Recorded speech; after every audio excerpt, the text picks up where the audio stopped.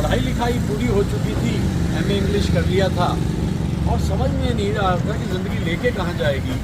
लेकिन अचानक ये खबर मिली और हमारे आदरणीय डॉक्टर पीके शर्मा साहब ने कहा कि भाई आईपीटी में एक लेक्चरर की जगह है और वो पार्ट टाइम लेक्चरर है। तो और जो वहाँ रेगुलर टीचर थे हमारे कॉलेज में, D Sharma ji, H N Agarwal साहब, तो उन लोगों ने तो दिलचस्पी नहीं दिखाई। तो पाठक जी ने मुझे कहा कि तुम जाओ और जाकर के पढ़ाना शुरू करो, लेक्चरर हो जाओ। और मैं चल दिया। दिन था 1 अगस्त 1973। भाई ये अब तो आईआईटी है, Indian institute of technology Roorkee, और उस ज़माने में था Indian IPT, Indian paper technology, ये पेपर टेक्नोलॉजी कराती थी। अच्छा, जब मैं पढ़ाने आया यहाँ पर तो मेरे घर से ये जगह लगभग 4 किलोमीटर थी और सारा रास्ता सुनसान, बंदा न परिंदा, और साइकिल को लेके मैं यहाँ तक आता था और यहाँ आकर के पढ़ाता था इंग्लिश। इसमें उस ज़माने के खास बात ये है, डॉक्टर थे और उसके बाद वहाँ नथानी साहब भी थे। तो डॉक्टर तपादर ने मुझे चेक दिया 200 रुपये का, कहने लगे ये आपकी पहली सैलरी है। मैंने कहा सर मैं तो अकाउंट भी नहीं है, अभी तो मैंने पढ़ाई लिखाई पूरी की है, मेरा तो अकाउंट ही नहीं है वहाँ पर। तो सर कहने लगे चलो ठीक है, मैं इसको बेयर किया देता हूँ। उन्होंने बेयर चेक कर दिया, मुझे 200 रुपये का पहला चेक यहाँ से मिला था। ये आईआईटी है, वो आईपीटी था। और मैं जब बैंक में पहुँचा, स्टेट बैंक में, तो मेरे 2 दोस्त वहाँ बैठे हुए थे। वो कहने लगे अरे तुम लेक्चरर हो गए? मैंने कहा हाँ जी। कहते हमें भी यहाँ पर जॉब मिल गया स्टेट बैंक में। और वो मलिक साहब थे मेरे दोस्त, और यश मलिक, और एक विशंबर मदान। उन्होंने कहा लाओ चेक दो। उन्होंने चेक दिया, मैंने दिया चेक। वो अंदर गए और ला कर के उन्होंने मुझे दे दिए 2 गड्डियाँ 100-100 रुपये की, नई गड्डियाँ 100-100 रुपये की ला के दी। लो भाई तुम्हारी पहली तनख्वाह। भाई मज़ा ही आ गया। आपको ताज्जुब होगा ये जानकर कि उन 200 रुपये की गड्डियों में आज तक मेरे पास 140 रुपये मौजूद है।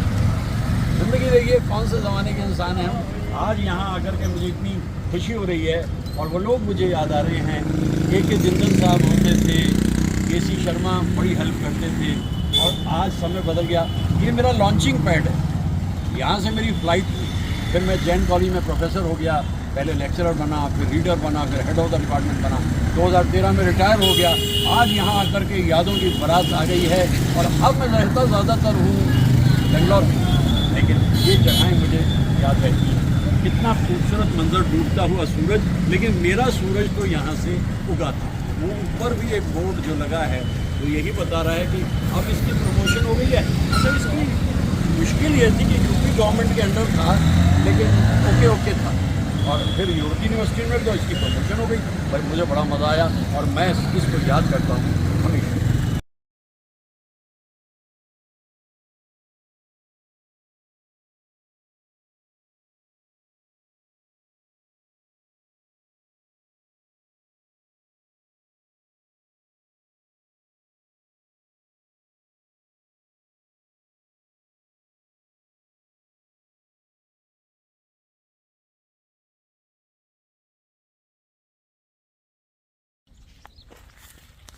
मैं बहुत छोटा सा था और मुझे यूँ लगने लगा कि एक म्यूज़िकल ईयर्स मुझे कुदरत ने दिए हैं। मैं पहली बार एक गाने को जब मैंने सुना, ओ दूर के मुसाफिर हमको भी साथ ले ले रे, हमको भी साथ ले ले, हम रह गए अकेले।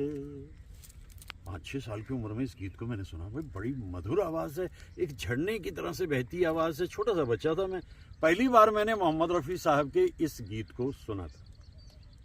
और उसके बाद जैसे जैसे मेरी उम्र बढ़ती चली गई तो मैं ये सोचने लगा ये तो एक बहुत ही अद्भुत कलाकार हैं। और थोड़ी उम्र बढ़ी और गीत उनके सुने, और गीत सुनते सुनते मैं ये महसूस करने लगा ये वो कलाकार है जो हर किस्म के गीत गाते हैं। सुख के सब साथी दुख में ना को, मेरे राम तेरा नाम एक सांचा, दूजो ना कोई, ऐसे तो भक्ति भाव के गीत सुने हमने। उसका थोड़ा और इधर की तरफ, कभी उधर की तरफ, जरा सामने तो आओ छलिए, छुप छुप छलने में क्या राज है, यूं छुप ना सकेगा परमात्मा, मेरी आत्मा की ये आवाज है। मेरे ज़िंदगी में तो एक हरियाली सी छा गई जब मैंने इस आवाज़ को और ज़्यादा सुना। तो ये भक्ति भाव के गीत गाते थे रफ़ी साहब। और फिर जब मैं और आगे बढ़ा तो मैंने कहा यह क्या आवाज़ है, ये हूँ कहीं इनका साया मेरे दिल से जाता नहीं, इनके बिना अब तो कुछ भी नजर मुझको आता नहीं, ये उठे सुबह चले, ये झुके शाम ढले, मेरा जीना मेरा मरना इन्हीं पलकों के तले, तेरी आँखों के सिवा दुनिया में रखा क्या है। कितना रोमांटिक गाना गाते थे रफ़ी साहब, किस अंदाज में गाना गाते थे वो। छा रही थी तेरी महकी हुई जुल्फों की घटा, तेरी आँखों ने पिला दी तो मैं पीता ही रहा, तौबा तौबा तौबा तौबा तौबा तौबा, वो नशा है कि भुलाऊं कैसे मैं निगाहें। कितना रोमांटिक गाना है, किस खूबसूरत अंदाज में गाया है। आए बहार बन के लुभा कर चले गए, क्या राज था जो दिल में छुपा कर चले गए। आप सोच रहे होंगे कि यार ये बंदा हिल नहीं रहा यहाँ से बिल्कुल भी, और गाने गाए जा रहा है। नीचे खाई है बड़ी गहरी, और वो खाई के बाद में फिर जाकर हरियाली है, और इस खाई में कहीं मैं चिमट गया तो हरियाली में ही जाके निकलूँगा और रास्ता मिलना नहीं उसमें से कोई।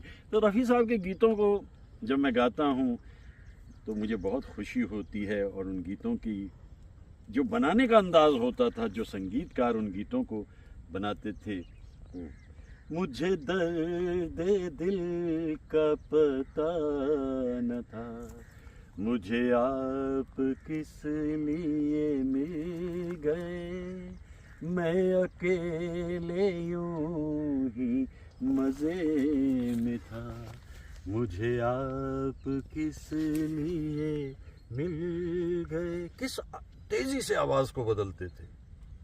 जब देवानंद साहब ने 1965 में गाइड बनाने की सोची, तो गाइड बनाते समय उन्हें मालूम था कि बर्मन दादा कमाल करेंगे, शैलेंद्र भी कमाल करेंगे, और उसमें सिचुएशंस बड़ी डिफरेंट हैं। तो रफ़ी साहब आप तैयार हो जाइए, आपकी जो वेरिएशंस हैं, जो मॉड्यूलेशंस और वॉइस हैं, वो सब यहाँ देखने को मिलेंगी। पहले रोमांस है। लाख वाले दुनिया हाथ न ये छूटेगा, आके मेरे हाथों में साथ न ये छूटेगा, ओ मेरे जीवन साथी, तेरे मेरे सपने अब एक रंग हैं, वो जहाँ भी ले जाएं राहें, हम संग हैं। कई गानों में एक ही इंस्ट्रूमेंट जो है वो उस गाने को कमाल बना देता था, बाकी साजिंदे अपनी जगह। अब जैसे यही गाना है, इसमें जो है मनोहरी सिंह साहब ने जो सैक्सोफोन बजाया है वो कमाल है भाई। ये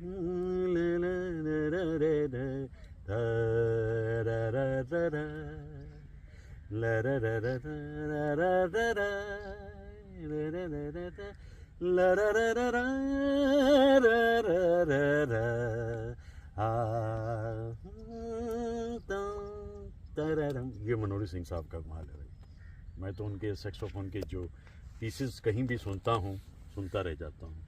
अब इसी तरह जैसे भूल सकती नहीं आँखें वो सुहाना मंजर, जब तेरा हुस्न मेरे इश्क से टकराया था, और फिर राह में बिखरे थे हजारों नगमे, मैं वो नगमे तेरी आवाज को दे आया था, साज दिल को उन्हीं गीतों का सहारा दे दे, मेरा खोया हुआ रंगीन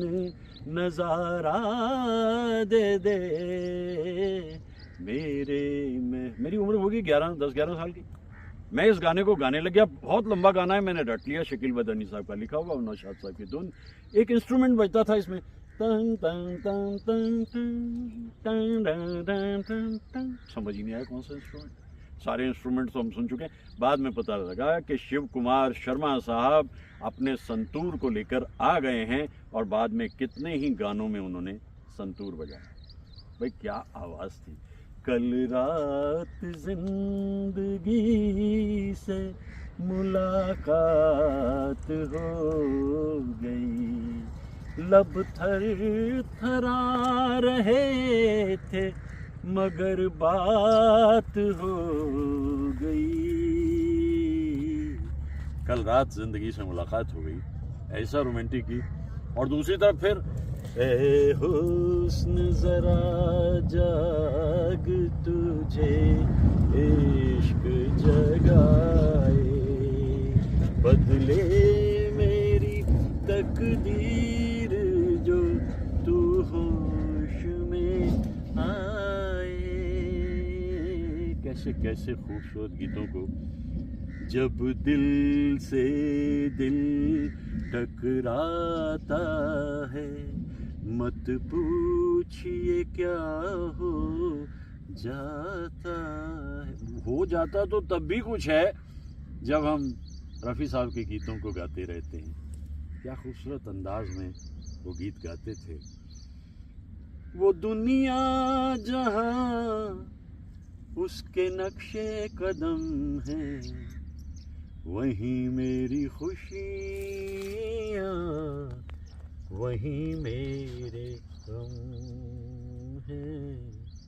मुझे ले चलो आज फिर उस गली में, जहाँ पहले पहले ये दिल लड़खड़ाया। कैसे ये एहसास जागता था, फिर उसके पीछे मन जैसे भागता था। इन गीतों को और सुनने की ख्वाहिश मन में आती रहती थी। हम इन गीतों को फिर सुनते रहते और एक के बाद एक रफ़ी साहब के गीतों में जो दर्द होता था। अब देखिए, एक तरफ तो साहिर साहब पैगाम दे रहे हैं, बर्बादियों का सोग मनाना फिजूल था, बर्बादियों का जश्न मनाता चला गया, मैं जिंदगी का साथ निभाता चला गया, हर फिक्र को धुएं में उड़ा। ये बहुत ही खूबसूरत मस्ती में गाया हुआ गाना है। लेकिन इसके बाद में जब उदासी की बात आती है, कौन रोता है किसी और की खातिर ए दोस्त, सबको अपनी ही किसी बात पे रोना आया कभी खुद। ये तो रही बात हम दोनों की, लेकिन गाइड में जैसे मैंने आपसे कहा था ना कि तेरे मेरे सपने अब एक रंग है गाया, उसके बाद में देव साहब ने कहा भाई अब यहाँ 2 उदास गाने हैं रफ़ी साहब, रोमांटिक तो हो गया ख़त्म, क्योंकि देव साहब इस फिल्म में छाए हुए थे और समझता था कोई और समझे ना समझे रोज़ ही समझ जाएगी, समझ भी कितनी ना समझ निकली। और उसके बाद में क्या से क्या हो गया बेवफा,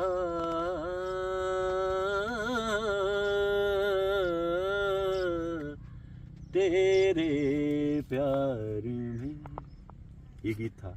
और इसी में गाइड में दिन ढल जाए हाय रात न जाए। भाई ये फिल्म जो है इतनी खूबसूरत अंदाज में बनी, और इस फिल्म के ज़रिए ही मेरी बातचीत देवानंद साहब से होनी शुरू हुई। मेरी भतीजी गई थी इंटरव्यू करने के लिए देव साहब को, और वहाँ जाकर के जब आधे घंटे का इंटरव्यू हो गया तो अचानक वो कहने लगी सर मेरे चाचा हैं और वो आपकी फिल्म गाइड को 500 बार देख चुके, पता नहीं ज़्यादा, और ये बोलने लगी और वो आपके बड़े ज़बरदस्त। उसने कहा hello hold it get me in touch with him right now. तो उस बच्ची ने फ़ोन मिलाया और मुझे कहा चाचा देव साहब। हाँ, उधर से आवाज़ आई हेलो रमेश, क्योंकि मेरा नाम बता चुकी थी वो। Hello Ramesh, hello sir, how are you? Fine sir, I heard that you seen my guide 500 times. तो मैं भी उसी तरह से बोलने लगा sir I think I have stopped counting it, I see whenever I get time I watch this film and for me this is the best ever in filmdom, Hindi film. तो जहाँ से ever you come to Bombay you must come to meet me। और फिर मेरी मुलाकात हुई 27 सितंबर 2007 को उनकी बुक लॉन्च पे। मित्र कंवलजीत के ज़रिए मैं वहाँ तक पहुँचा, उनसे मिला, मैं देव साहब से उनसे हाथ मिलाया, सिग्नेचर लिए किताब पे, कलम भेंट किया, और उसके बाद उनके जन्मदिन पे मैं उनको फ़ोन करता था और उनसे बात होती थी मेरी। ये यादें उभर के आती हैं, और इन यादों के बीच में बसा हुआ मेरा ये छोटी सी कुटिया, इस कुटिया को अब मैं इसी सहारे जीता हूँ। 2 पंख हैं मेरे, एक संगीत और दूसरा है मेरा प्रकृति। इतने खूबसूरत दृश्य में मैं, अब आप देख रहे हैं ना कि मैं हिला नहीं बिल्कुल, क्योंकि इसके नीचे पथरीली एक ऐसी छोटी सी पगडंडी है जो अगर यहाँ से पावर फिसल गया मेरा तो मैं वहाँ कम से कम 50 फीट नीचे पहुँच जाऊँगा लुढ़कता हुआ। वो मैं चाहता नहीं अभी, तो इसलिए मैं एक पाँव पे खड़े रहने को तैयार हूँ। मैं आम भाषा में कह सकता हूँ कि रफ़ी साहब के गीतों को याद करने के वक्त में मैं एक पाँव पे ही खड़ा रहा, क्योंकि नीचे खाई है और इन गीतों की एक ऐसी मेरे मन में घटा छाई है कि मैं उनको गाए जा रहा हूँ। कैसे कैसे सुहाने गीत बनते थे। ढलती जाए रात, कह ले दिल से बात, शम्मा और परवाने की ना होगा कभी साथ, ऐसे डुएट्स भी गा देते थे वो।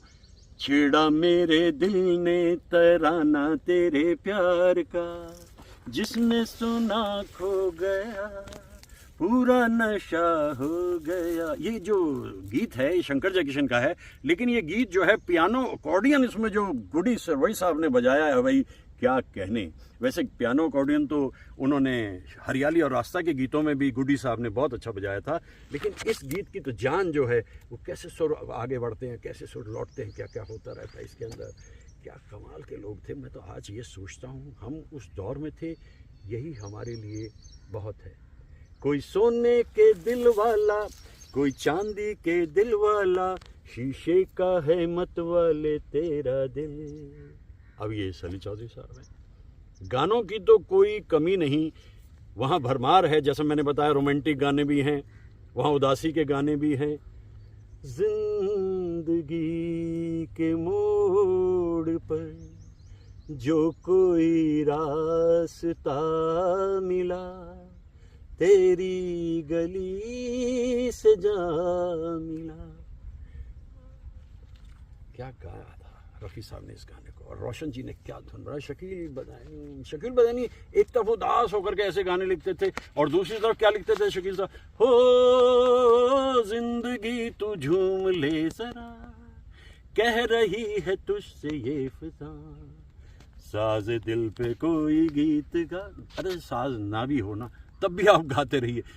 और मस्ती में छेड़ के तराना कोई दिल का, आज लुटाएगा खजाना कोई दिल का। ये गाना जो है ये हकीकत में है, लेकिन इसी में फिर आप सुनते हैं उसके, मैं ये सोच कर उसके दर से उठा था, और फिर और आगे चलते हैं, कर चले हम फिदा। भाई देशभक्त अव्वल नंबर के थे, ऐसे गाने गा देते थे कि बेहतरीन गाने थे। तो अभी मैंने कुछ गीत जो याद आते चले गए, मैं गाता चला गया इस हरियाली को देखकर, नीले आसमान को देखकर। और ये देखिए ज़रा कैसी पगडंडी है, नीचे पहुँचे तो वहाँ पहुँचे, और मैं कितने रिस्क में खड़े होकर इस गाने को गा रहा था। जब मैं धीरे धीरे ऊपर चढ़ूँगा तो आप देखेंगे कि मैं क्या क्या काम कर लेता हूँ। अब मैं ऊपर चढ़ने की तैयारी कर रहा हूँ, और उसके बाद में इतना आसान नहीं, क्योंकि पैर फिसल गया तो मारे जाओगे भैया।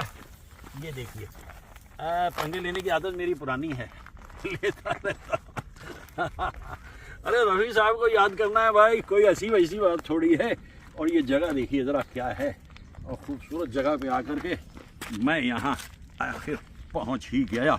और इतने सारे गाने मुझे रफ़ी साहब के याद आते गए। मैं दिखाऊँ आपको कि क्या मंजर है भाई, कहाँ पहुँच गया था मैं। ये वो देखिए कहाँ तक चला गया था मैं नीचे। और ये देखिए ज़रा क्या स्थिति है इस जगह की। मतलब अगर मैं ये कहूँ कि ये कश्मीर है तो आपको लगेगा ना ये कश्मीर है, क्योंकि जगहों की खूबसूरती तो होती है अपनी अपनी, लेकिन कुछ जगहें जैसे एक प्रतीक बन जाती हैं। तो ये जगह मुझे ऐसी लग रही है, मैं तो यहाँ आकर के बड़ा प्रसन्न हो रहा हूँ। और इतनी हरियाली यहाँ पर मुझे दिखाई दे रही है। हरियाली भी कितने खूबसूरत अंदाज में जैसे मुस्कुरा रही है, गा रही है, गुनगुना रही है कि देखो भाई जो गीत तुमने गाए वो खूबसूरत है। वादियाँ मेरा दामन, रास्ते मेरी बाहें, जाओ मेरे सिवा तुम कहाँ जाओगे। इस पगडंडी पे खड़ा हुआ यहाँ मैं इसको गा रहा था, और वहाँ तक जाना नामुमकिन था। और यहाँ जब मैं लौट के आया तो फिर आ ही गया वो वीरान सुनसान से रास्ते हरियाली के बीच में से जाते हुए। मेरे को बहुत प्रसन्न करते हैं जब मैं इन जगहों पे आ जाता हूँ। बड़ी खूबसूरत सी जगहें हैं, पथरीली पगडंडियाँ हैं, और उन हरियाली के बीच में ये पगडंडियाँ कितनी दिलकश दिखाई दे रही हैं। ये मंज़र तो अद्भुत है। और रफ़ी साहब को याद करते रहना मेरी तो एक ऐसी खुशी है कि चाहे कोई भी गीत मुझे उनका याद आता है तो उस गीत को मैं गाने लगता हूँ। एक पल को मैं आपको दिखा दूँ कि ये बिछौना बिछाया हुआ है प्रकृति ने, सिर्फ कदरदानों की कमी है, लोग सीधे निकल जाते हैं, रुकते नहीं। और जैसे मैंने कहा ना कि मेरे दिल में तो रोमांस बसता है, इसीलिए इन जगहों पे आकर इन जगहों की कदर मैं करने लगता हूँ। पीछे थोड़ी सी छोटी सी पहाड़ियाँ दिखती हैं धुंध में मलबूस, और ये सामने हरियाली, और ये हरियाली के बीच में से छोटी छोटी सी जाती हुई पगडंडियाँ। खूबसूरत समा है, दिलकश जहाँ है। बस जहाँ फिर वक्त मिलेगा फिर गाएंगे, और गाएंगे, खूब गाएंगे, जम के गाएंगे। रफ़ी साहब के गीतों को अद्भुत गीत बनाते थे संगीतकार और गीतकार, और गा देते थे। फिर अदाकारी भी, जो उस ज़माने के एक्टर होते थे वो भी कमाल होते थे।